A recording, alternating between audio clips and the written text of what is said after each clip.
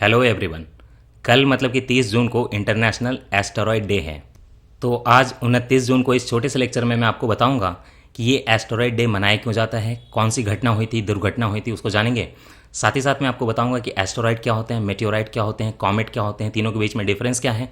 और उसके अलावा मैं आपको इनकी ओरिजिन के बारे में बताऊंगा और ये भी बताऊंगा कि इनकी स्टडी जो है कौन करता है, कौन एजेंसी करती है और स्टडी करनी क्यों ज़रूरी है। साथ ही साथ लास्ट में मैं आपको ये भी बताऊंगा कि पृथ्वी को, अर्थ को सबसे ज़्यादा खतरा किस एस्टेरॉयड से है और वो कब जो है पृथ्वी पे आने वाला है। तो इस छोटे से इन्फॉर्मेटिव लेक्चर में आपको सारी चीज़ें बताई जाएंगी, आप ध्यान से सुनिए लास्ट तक। आगे बढ़ने से पहले ये इन्फॉर्मेशन कि स्टडी फॉर सिविल सर्विसेज को आप टेलीग्राम पे ज्वाइन कर ली, ये हमारा फ्री इनिशिएटिव है। यूट्यूब भी हमारा फ्री इनिशिएटिव है। पेड ग्रुप ज्वाइन करने के लिए आप हमें इस नंबर या इस नंबर पे कॉल कर सकते हैं और इन सारे एग्जाम्स की तैयारियां कराई जाती है। सोशल मीडिया पे भी आप जो है हमारे साथ जुड़ें, हमारी फैमिली का हिस्सा बने।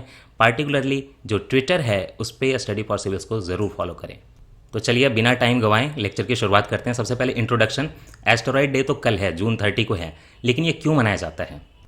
जून 30, 1908 को रिसेंट हिस्ट्री में दुनिया का सबसे बड़ा विध्वंस जो हुआ था किसी एस्टेरॉयड से हुआ था, तो वो साइबेरिया के एक जगह में हुआ था जिसको बोलते हैं तुंगुस्का इवेंट। ये तुंगुस्का इवेंट जो हुआ था उसमें काफ़ी ज़्यादा विध्वंस हुआ था। कहे जाते हैं कि 8 करोड़ पेड़ उखड़ गए थे, 80 मिलियन पेड़ जो है वो उखड़ गए थे वहाँ पे। इंसानों की जान तो 2-3 ही गई थी क्योंकि वो जो एरिया है डिजर्टेड है, वहाँ कोई रहता नहीं है, लेकिन बहुत विध्वंसक था।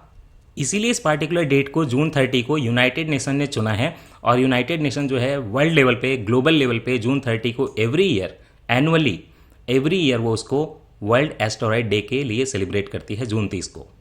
तो देखिए क्या हुआ था इस तुंगुस्का इवेंट में, हुआ क्या था। ये आप देख रहे हैं रशिया का मैप है ना, आर्कटिक ओशन यहाँ पे रशिया का मैप है, यहाँ पे उराल माउंटेन वगैरह, यहाँ मॉस्को कैपिटल है। मैपिंग जो है आप अपनी बिल्कुल ठीक कर लीजिए, ऐसे ऐसे ही छोटी छोटी चीज़ें जो है देखते रहिए और मैपिंग जो है आप स्ट्रॉन्ग कर लीजिए। आपसे मैं रिक्वेस्ट करूंगा कि वीडियो के नीचे आप कमेंट करके बताइए कि ब्लैक सी में रशिया की कौन कौन सी रिवर जो हैं जाके मिलती हैं। देखिए ये साइबेरियन जो एरिया है और यहाँ पे देखिए हुआ था तुंगुस्का इवेंट। ये हुआ था जून 30, 1908 को।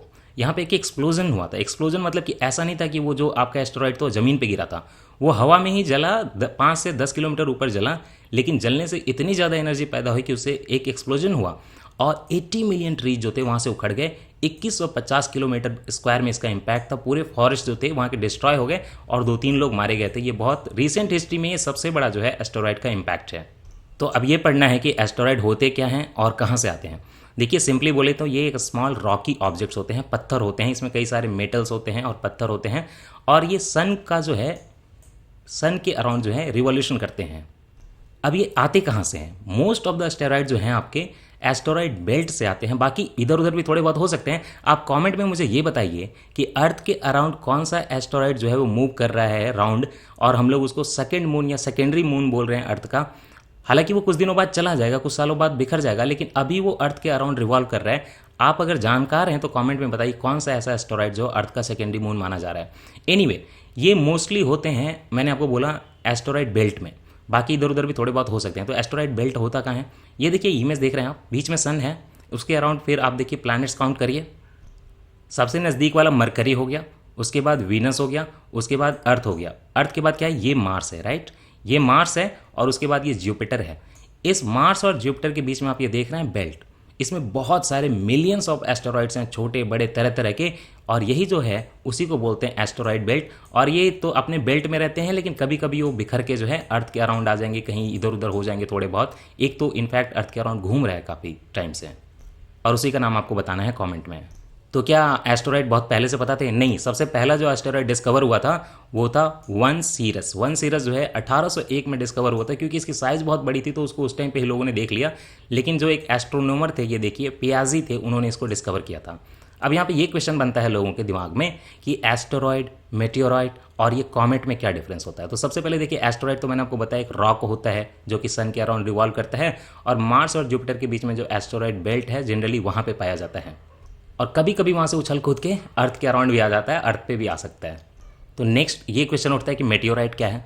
मेटेओराइड देखिए काफ़ी छोटा होता है साइज़ में, 1 मीटर के ऊपर वो नहीं होता है, 1 मीटर के अंदर ही होता है, वो इंचेज में भी हो सकता है, एक है देखिए पीस ऑफ स्पेस है, रॉक है ये भी, लेकिन एक छोटा सा पीस होता है और ये आपके अर्थ पे लैंड करता है मेटेओराइट, इसीलिए इसको जो है बहुत इनसिग्निफिकेंट होता है इसका इम्पैक्ट, इसको हम लोग इग्नोर करते हैं, लेकिन एस्टेरॉइड को हम लोग काफ़ी स्टडी करते हैं। नेक्स्ट क्वेश्चन ये उठता है कि कॉमेट क्या होता है। ये देखिए इस इमेज में आपको थोड़ा सा आइस जैसा दिख रहा है। कॉमेट देखिए एस्टेरॉइड बेल्ट से नहीं आता, कॉमेट आपका जो सोलर सिस्टम है उसके आउटर मोस्ट एरिया से आता है। देखिए मैंने आउटर मोस्ट बोला है, बाहर नहीं बोला, ध्यान दीजिएगा। आउटर मोस्ट का होता है मतलब कि प्लूटो और नेपच्यून के अराउंड। अब आप खुद सोचिए प्लूटो और नेपच्यून के अराउंड से कोई बॉडी अगर आएगी तो उसमें आइस होगी, क्योंकि वो तो पूरा फ्रीजिंग पॉइंट है, सन से काफ़ी डिस्टेंस है। तो यही होता है कॉमेट। कॉमेट देखिए एक चंक ऑफ आइस होता है और रॉक होता है, मिक्स होता है, आइस बहुत ज़्यादा होता है और वो आपके सोलर सिस्टम के आउटर स्पेस मतलब कि आउटर एरिया मतलब कि नेपच्यून और प्लूटो अराउंड से उसका ऑरिजिन है। और जब वो आता है सन के अराउंड तो आपको एक लंबा सा उसमें कॉमा और टेल दिखता है, एक कॉमा सा और टेल सा दिखता है, क्योंकि उसमें आइस की मात्रा बहुत ज़्यादा है तो वो चमकती है। ये इमेज है हेलिस कॉमेट की।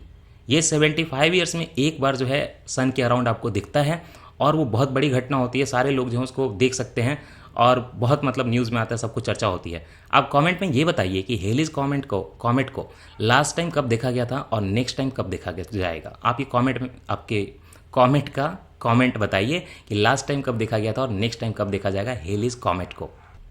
यहाँ पे एक इन्फॉर्मेशन दे दूँ कि कभी कभी आपके एस्टेरॉइड में भी थोड़ा बहुत आइस हो सकता है। इनफैक्ट ये भी बोलते हैं कि एस्टेरॉइड का यूज़ हम लोग बाद में जब पृथ्वी पे पानी खत्म हो जाएगा तो एज ए रिसोर्स पानी के लिए भी कर सकते हैं, हालांकि ये कहने की बात है, लेकिन मोस्टली उसमें पानी नहीं होता, रॉक होता है। पानी के लिए जाना जाता है, वाटर के लिए या आइस के लिए बोला जाना जाता है ये आपका कॉमेट, क्योंकि बाहर से आता है ऑलमोस्ट।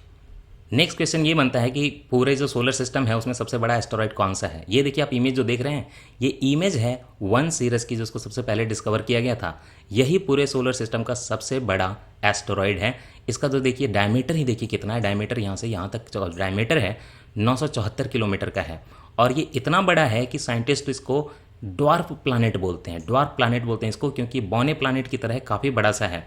और एक बात बता दूं कि एस्टेरॉइड बेल्ट जो है मतलब आपके मार्स और जुपिटर के बीच में जो ढेर सारे एस्टेरॉइड हैं उसमें ये सिंगल एस्टेरॉइड है जिसका जो शेप है वो स्फेरिकल है। शेप स्फेरिकल क्यों हुआ है? क्योंकि ये इतना बड़ा है कि इसकी ग्रेविटी एक्शन में आ जाती है और पूरे को यूनिफॉर्मली शेप करके स्फेरिकल बना देती है। आप इमेज देख सकते हैं। बाकी कोई भी एस्टेरॉइड जो एस्टेरॉइड बेल्ट में है वो स्फेरिकल नहीं है, ओनली वन, सीरस 1, यही सबसे पहले डिस्कवर और यही सबसे बड़ा है।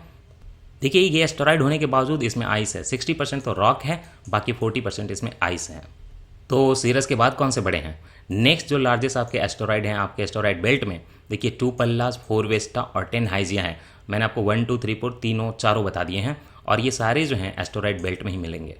तो क्या चांसेज होते हैं कि कोई एस्टेरॉइड जो आपके अर्थ को हिट करेगा? देखिए चांसेज बहुत स्लिम है, लेकिन इम्पॉसिबल नहीं, हाँ हिट कर सकते हैं। तो मॉनिटरिंग करनी पड़ेगी।